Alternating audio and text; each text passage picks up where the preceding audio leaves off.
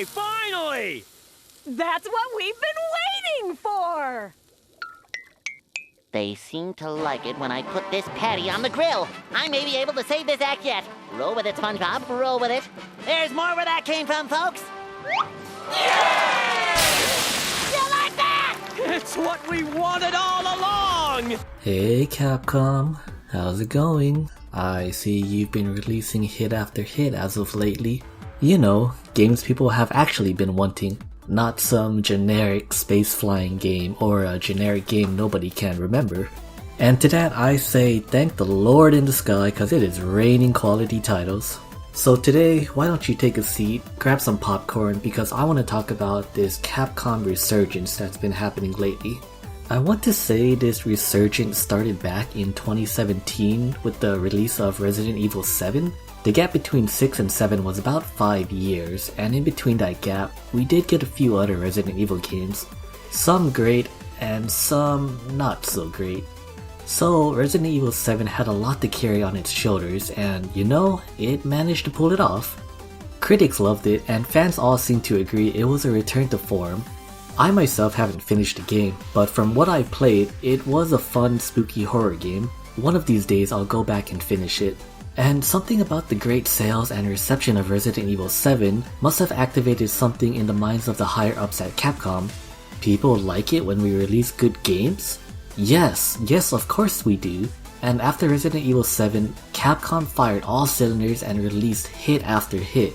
Monster Hunter World, Mega Man 11, Resident Evil remakes of 2 and 3, Devil May Cry 5, Street Fighter V got multiple updates, multiple Mega Man Legacy collections, Monster Hunter Rise and Stories 2, and, of course, Ghosts 'n Goblins Resurrection. Okay, maybe that last one wasn't on par with the other games released, but still, a win for Ghosts 'n Goblin fans around the world.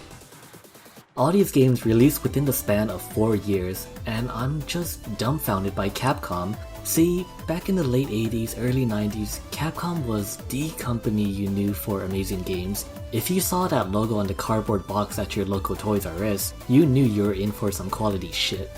Oh, your mom just bought you some generic Fantastic Four game on the PS1? My parents just bought me a copy of Marvel vs. Capcom Clash of Superheroes.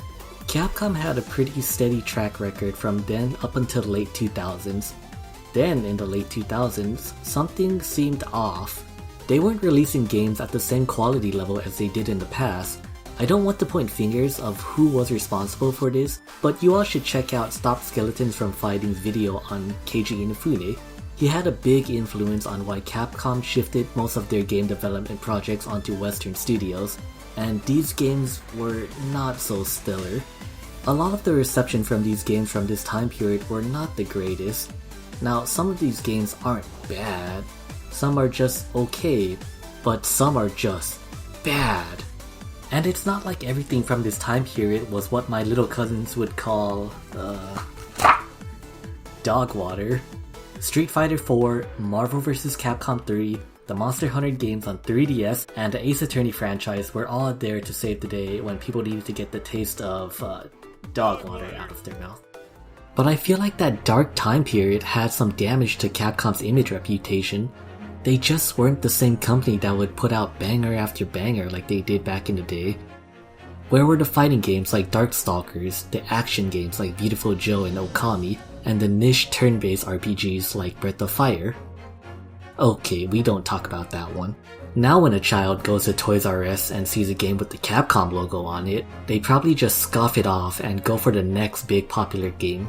Hopefully with how Capcom's recent track record has been these past 4-ish years, they might be regaining their spot as one of the most well-regarded companies in this industry. All these new titles I listed in the beginning of the video have sold really well. Resident Evil seems to do well every year with each new release. Monster Hunter World is Capcom's best-selling game of all time and is finally much more mainstream than it's ever been. I mean, Monster Hunter Stories 2 just shipped 1 million copies. Pretty good for a turn-based RPG.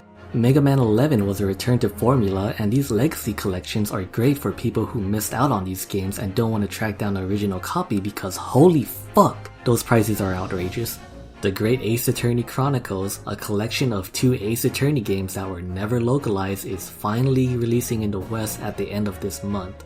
wow, what a time to be alive.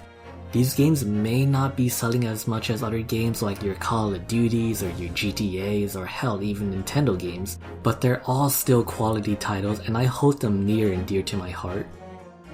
I hope that with the success of all these games, Capcom starts experimenting with their other IPs. Have your fighting game division work on something else other than Street Fighter. More collections for titles like Mega Man Battle Network, Strider, or even Dino Crisis. Now that Monster Hunter Stories 2 sold pretty well, Capcom may be interested in bringing back other turn-based RPGs like Breath of Fire. Throw a bone to Breath of Fire fans, Capcom. You did them dirty with Part 6, a fucking mobile game you can't even play anymore. And I'm all for companies trying to come up with new IPs so long as they're good.